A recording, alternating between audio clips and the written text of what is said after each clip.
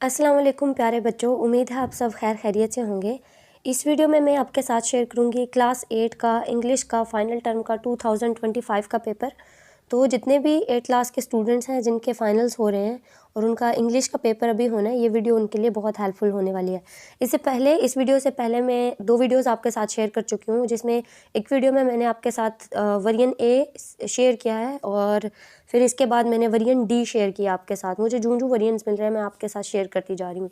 खैर अगर आपको वो दोनों वेरिएंट्स देखने हैं तो उनका लिंक मैं इस वीडियो के डिस्क्रिप्शन बॉक्स में डाल दूँगी, ठीक है? तो आप वहाँ से देख सकते हैं। मैं आपको यही सजेस्ट करूँगी जितने वेरिएंट्स आपको मिलते हैं आप सारे के सारे देखें, क्योंकि अब जितने ज़्यादा पेपर्स देखेंगे, जितने ज़्यादा पेपर्स को याद रखेंगे, उतना आसान होगा आपके लिए अपना पेपर सॉल्व करना। और जो वेरिएंट्स मैं बताऊंगी उनमें से कोई एक वेरिएंट ही आपका पूरा पेपर होगा, ठीक है? तो वो वेरिएंट कोई भी हो सकता है, आपके क्लास टीचर के अलावा किसी को भी नहीं पता कि वो वेरिएंट कौन सा है। तो अक्लमंदी इसी में है, जितने वेरिएंट्स तैयार कर सकते हो करो, ठीक है? सो अब अगर आप ये वाला वीडियो देख रहे हैं तो इसको ये समझ के देखो कि यही आपका पूरा पेपर आया हुआ है, और हो सकता है कि आया हो, क्योंकि मैं अब जैसे ये वेरिएंट एफ़ है जो अभी मैं शेयर कर रही हूँ, तो जिन स्टूडेंट्स को मैं पढ़ाती हूँ जिस स्कूल में, वहाँ पर बच्चों का वेरिएंट एफ़ आता है इंग्लिश का।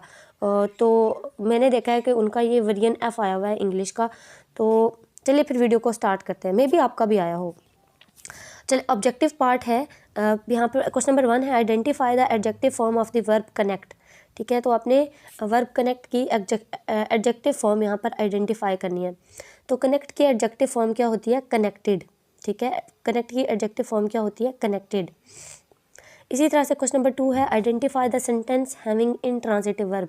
इंट्रांजिटिव वर्ब ऐसे वर्ब को बोलते हैं जिसमें जो वर्ब है वो ऑब्जेक्ट पर डिपेंड नहीं करता, यानी उसको ऑब्जेक्ट की ज़रूरत नहीं होती अपना मीनिंग पूरा देने के लिए। सो इसका करेक्ट आंसर है द बर्ड्स आर चिरपिंग। परिंदे चहचहा रहे हैं मेलोडियसली, बहुत प्यारी आवाज़ में। मतलब परिंदे चहचहाते हैं बस, तो ना भी बोलते ना मेलोडियसली, तो सबको पता है कि मेलोडियसली ही मतलब प्यारी आवाज़ में ही चहचहाते हैं। सो इसको यहाँ पर जो चिरपिंग है उसको अपना मीनिंग पूरा कन्वे करने के लिए किसी ऑब्जेक्ट की ज़रूरत नहीं है, तो ये इंट्रांजिटिव वर्ब की एग्जांपल है, the birds are chirping melodiously. इसी तरह से क्वेश्चन नंबर 3 है, identify the correct meaning of the underline word. So यहाँ पर आपने अंडरलाइन वर्ड का करेक्ट मीनिंग आइडेंटिफाई करना है। Kindness blooms in hearts so true. So kindness जो है, यहाँ पर काइंडनेस अंडरलाइन वर्ड है और इसका मीनिंग होता है गुड विल। मतलब काइंडनेस का मतलब होता है अच्छाई, गुड विल। क्वेश्चन नंबर 4 है, identify the sentence having uncountable noun. आपने वो सेंटेंस आइडेंटिफाई करना है जिसमें अनकाउंटेबल नाउन हो। अनकाउंटेबल नाउन ऐसे नाउन को बोलते हैं जिसको काउंट नहीं किया जा सकता। सो अगर आप यहाँ पर ए ऑप्शन देखो, वो है he is eating mango. Mango count हो जाते हैं, 1 मैंगो 2 मैंगो। बी ऑप्शन है ही इज़ काउंटिंग बुक्स, वो किताबें काउंट कर रहे हैं, किताबें भी काउंट हो जाती हैं, बिल्कुल हो जाती हैं। सी ऑप्शन है आसिफ इज़ ड्रिंकिंग मिल्क। क्या आप मिल्क को काउंट कर सकते हो? लाइक 100,000 नहीं काउंट किया जा सकता, सो मिल्क को काउंट नहीं किया जा सकता। तो करेक्ट ऑप्शन है अनकाउंटेबल नाउन का C, Asif is drinking milk. ठीक है, सो क्वेश्चन नंबर 5 है, choose a sentence with a modal verb of possibility. So अपने मॉडल वर्ब ऑफ पॉसिबिलिटी वाला सेंटेंस चूज करना है। तो इसका करेक्ट ऑप्शन है शी मे विजिट। मैंने आपको बताया पिछले वीडियोस में भी कि जो मॉडल वर्ब ऑफ पॉसिबिलिटी है वो मे होता है। क्या होता है? मे, MAY में। तो जब भी आपसे मॉडल वर्ब ऑफ पॉसिबिलिटी पूछा जाए, वो वाला ऑप्शन आपने चूज करना है जिसमें मे लगा हो, MAY में। ठीक है, सो शी करेक्ट ऑप्शन है ए, शी मे विजिट लाहौर जू। क्वेश्चन नंबर 6 है, complete the given sentence using present participle. आपने दिए गए जुमले को दुरुस्त करना है प्रेजेंट पार्टिसिपल यूज करते हुए। मैंने बताया था कि प्रेजेंट पार्टिसिपल ऐसा पार्टिसिपल होता है जो एंड हो ING पे। पता है, निशानियाँ मैं बता रही हूँ आपको बहुत आसान अल्फाज में, कि जो प्रेजेंट पार्टिसिपल है उसकी निशानी होती है, उसके एंड पर ING आता है। ठीक है, तो इनमें जितने भी ऑप्शन दिए हुए हैं, जो भी जिसके आखिर में ING आए वो आपका करेक्ट ऑप्शन होगा। तो यहाँ पे the students are dash their pets on the show. So the students are taking, क्योंकि टेकिंग के एंड पर ING आ रहा है, तो ये आपका प्रेजेंट पार्टिसिपल हुआ। टेकिंग यहाँ पर करेक्ट ऑप्शन है। क्वेश्चन नंबर 7 है, identify a sentence of the present perfect continuous tense. आपको निशानी याद है अगर आपने पिछले वीडियोस देखे हैं, तो मैंने बोला था जिसमें परफेक्ट कंटिन्यूस दोनों हो उसका सही जवाब होता है बाबा जी की बीन वाला। मतलब परफेक्ट भी हो कंटिन्यूस भी हो तो वहाँ पर बीन लाजमी लगा होगा। तो ये जितने भी ऑप्शंस आपको दिए हुए हैं इनमें से आपको वो वाला ऑप्शन ठीक होगा जिसमें बीन लगा हुआ है। क्या लगा हुआ है? बीन। ठीक है, सो और फिर एक और चीज़, यहाँ पे प्रेजेंट है तो फिर वहाँ पे हैज़ लगा होगा या हैव लगा होगा। मतलब हैज़ का मतलब होता है प्रेजेंट। ठीक है, सो हैज़ प्रेजेंट को शो, चुका है प्रेजेंट को शो करता है, हाल को शो करता है। So present perfect continuous tense कौन सा होगा, जिसमें हैज़ लगा हो और बीन लगा हो, ठीक है। तो जो भी आपको ये वाला दिखे वो आपका करेक्ट आंसर। यहाँ पर बी ऑप्शन है, the baby has been crying for 2 hours. देखो ज़रा, यहाँ पर हैज़ भी लगा हुआ है और बीन भी लगा हुआ है, तो ये the baby has been crying for 2 hours, ये आपका करेक्ट आंसर है। क्वेश्चन नंबर 8 है, complete the sentence in future perfect tense. तो दिए गए जुमले को आपने मुकम्मल करना है फ्यूचर परफेक्ट टेंस में। फिर से बच्चों, फ्यूचर वो है जिसमें विल या शैल लगा हो, ठीक है, और परफेक्ट में हैव लगा होता है। तो अब मेरी बात सुनो, यहाँ पे देखो विल या शैल वाले कौन कौन से ऑप्शन हैं। तो ए ऑप्शन विल हैव है, सी ऑप्शन शैल हैव है। तो अब आप कंफ्यूज हो जाओगे, आप बोलोगे ठीक है आपने बताया कि फ्यूचर में विल या शैल लगता है, पर तो यहाँ तो विल वाला भी ऑप्शन है, शैल वाला भी ऑप्शन है, हम कौन सा लगाएं। तो देखो बच्चों, अब ये सब्जेक्ट डिसाइड करेगा। She dash done her work, she के साथ हमेशा विल लगता है, तो she will have done her work, इसका करेक्ट आंसर है ए ऑप्शन। आगे आपका क्वेश्चन नंबर 9 है, select the sentence having an adverb phrase. आपने वो वाला सेंटेंस चूज करना है जिसमें एडवर्ब फ्रेज लगा हो। सो इसका आंसर है, this boy always wakes up early. देखो, अच्छा, एडवर्ब फ्रेज बच्चों, जो वर्ब वो चीज़ होती है, जो एडवर्ब वो चीज़ होती है जो वर्ब के बारे में इंफॉर्मेशन दे। जैसे यहाँ पे दिस बॉय, ये लड़का, वेक्स ऑलवेज हमेशा, वेक्स अप उठता है यानी जागता है, अर्ली सुबह जल्दी, मतलब जल्दी जागता है। तो यहाँ पर अगर देखो तो जागता है, जागने के बारे में क्या इन्फॉर्मेशन दी जा रही है कि हमेशा जल्दी जागता है। तो यहाँ पे जो ये है ना, this boy always wakes up early, ये आपका एडवर्ब फ्रेज है, ठीक है, ये क्या है, एडवर्ब फ्रेज। आगे आपका क्वेश्चन नंबर 10 है, complete the sentence with the correct punctuation mark. तो आपने सही वाला पंक्चुएशन मार्क लगाना है। He studied all the night for the exam but he still felt nervous. तो यहाँ पे सिंपल सेंटेंस है, कोई क्वेश्चन नहीं पूछा गया, तो इसके एंड पे सिंपल आपने फुल स्टॉप लगा देना, मतलब एक डॉट, ठीक है, सी ऑप्शन ठीक है, जिसमें एक डॉट लगा हुआ है, फुल स्टॉप लगा हुआ है। क्वेश्चन नंबर 11 है, identify the type of given sentence our national football team played well in the international matches. ये सिंपल सेंटेंस है, सिंपल सेंटेंस है। क्वेश्चन नंबर 12 है, complete the sentence having the correct use of reflexive pronoun. So अच्छा बच्चों, मैंने आपको बताया था रिफ्लेक्सिव प्रोनाउन में सेल्फ लगा होता है या सेल्फ्स लगा होता है। आपको सब प्रोनाउंस के रिफ्लेक्सिव प्रोनाउन पता होने चाहिए वैसे, लेकिन यहाँ पे जो है वो सब्जेक्ट है he dash is learning French from an application. So he से क्या बनता है, हिम, ही से ही का, सो रिफ्लेक्सिव प्रोनाउन क्या होगा, हिमसेल्फ, ही का रिफ्लेक्सिव प्रोनाउन क्या होगा, हिमसेल्फ। इसका क्वेश्चन नंबर 13 है, identify the sentence that contains A compound preposition. ये मैंने आपको बताया था, कंपाउंड प्रपोजिशन क्या होती है, ऐसी प्रपोजिशन जो एक से ज़्यादा लफ्ज़ों से मिलकर बनी हो। तो इसका करेक्ट आंसर है D, she is sitting on top of the chair. यहाँ पे ऑन टॉप ऑफ क्या है, कंपाउंड प्रपोजिशन है, she is sitting on top of the chair. Question number 14 है, identify the word with a diphthong. तो अपने word को identify करना है विद अ डिफ्थोंग। डिफ्थोंग मतलब जो ऐसा लफ्ज़ जब बोलो तो आपका सांस टूटे। जैसे यहाँ पे ऑप्शन है कोइन, मैं फ़ौरन से बोल देती हूँ कोई सांस नहीं टूटा मेरा। बी ऑप्शन है डक, नहीं सांस टूटा, पर जब मैं बोलती हूँ ना रोज़, तो मैं कैसे बोलती हूँ, रोज़, तो मतलब दो तोड़ के, रोज़, तो रोज़, तो तोड़ के बोला, डिफ्थोंग इसको बोलते हैं। सो रोज़ आपका करेक्ट आंसर है, सही वाला जवाब रोज़ है। अच्छा, क्वेश्चन नंबर 15 है, change the narration of the following sentence. Narration बदलनी है। Adil told me that they were going to hospital.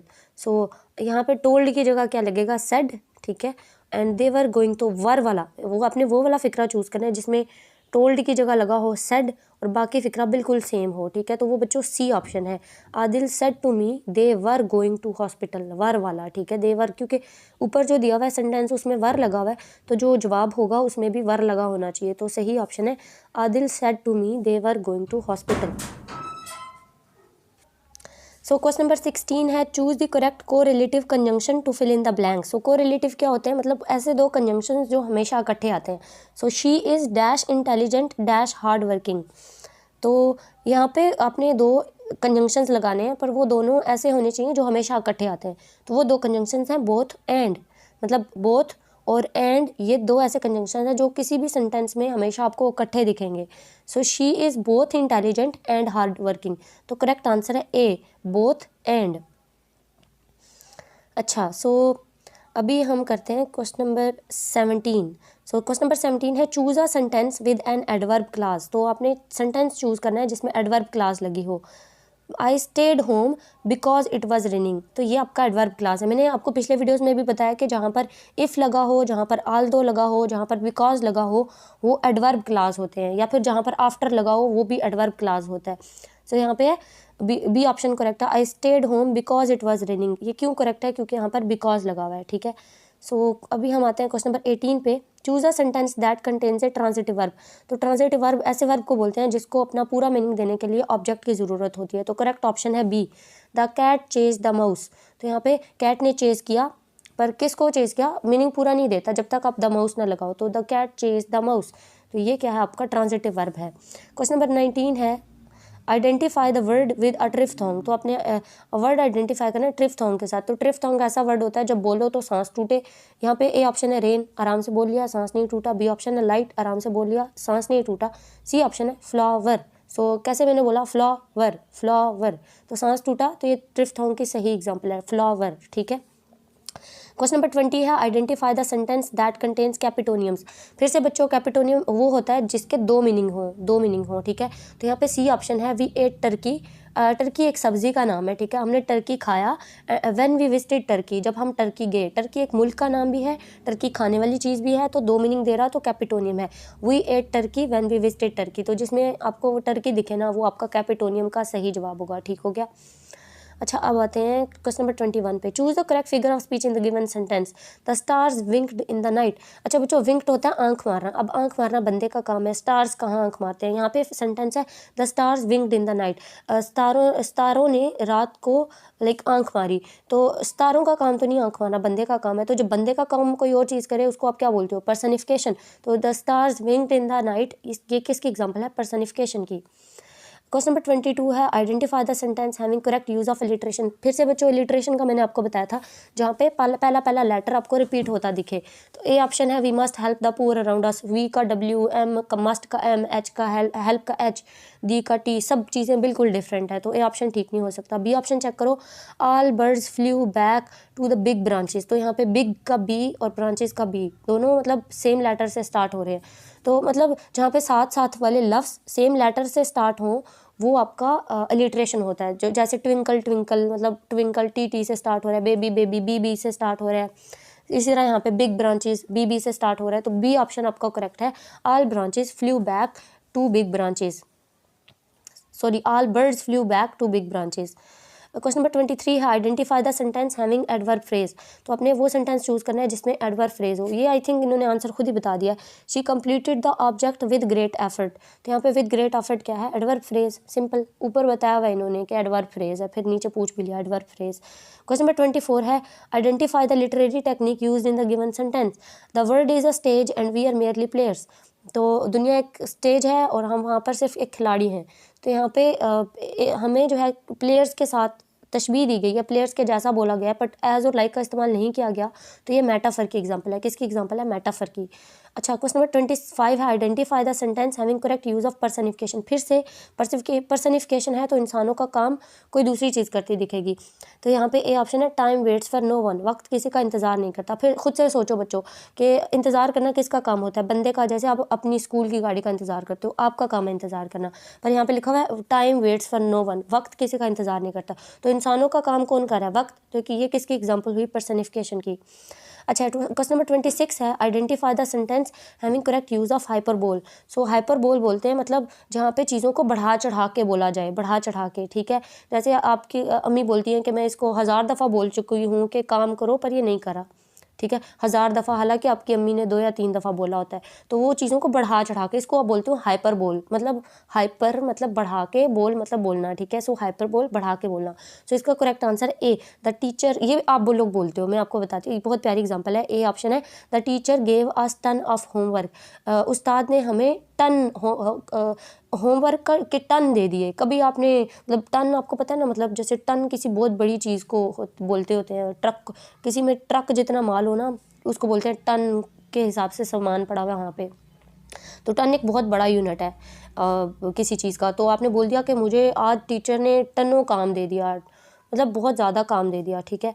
तो आपने टन ऑफ होमवर्क बोला तो आपने बढ़ा चढ़ा के बताया, तो ये हाइपरबोल की एग्जांपल है। तो करेक्ट आंसर है A, the teacher gave us a ton of homework, a ton of homework. तो ये टन याद रखना है आपने। सो क्वेश्चन नंबर 27 है, change the narration of the following sentence. He told me that they were working hard for exams. So इसका correct narration है he said to मी, ठीक है। अच्छा बच्चों याद रखना है, टोल्ड बी ऑप्शन है, he told to me. Told के साथ कभी टू नहीं लगा, ये ग्रामेटिकली बिल्कुल गलत है, बी ऑप्शन नहीं हो सकता, ए ऑप्शन इसका ठीक है।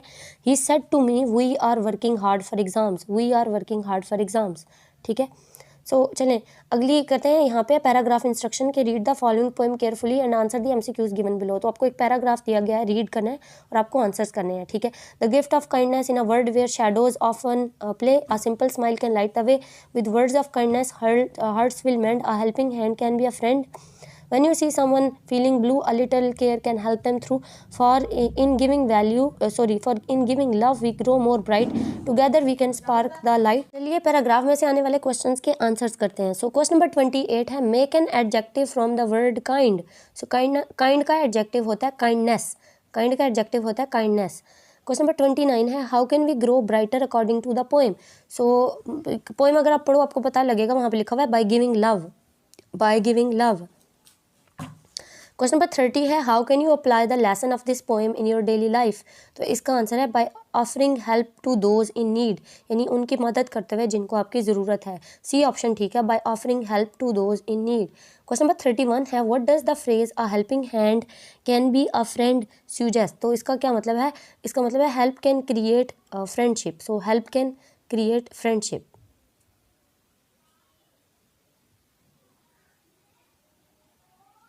क्वेश्चन नंबर 32 है, which figure of speech is used in line a, simple smile can light the way. So smile, यहाँ पे फिर से देखो बच्चों, स्माइल किसका काम है, इंसानों का। तो यहाँ पे लिखा हुआ है simple smile can light the way.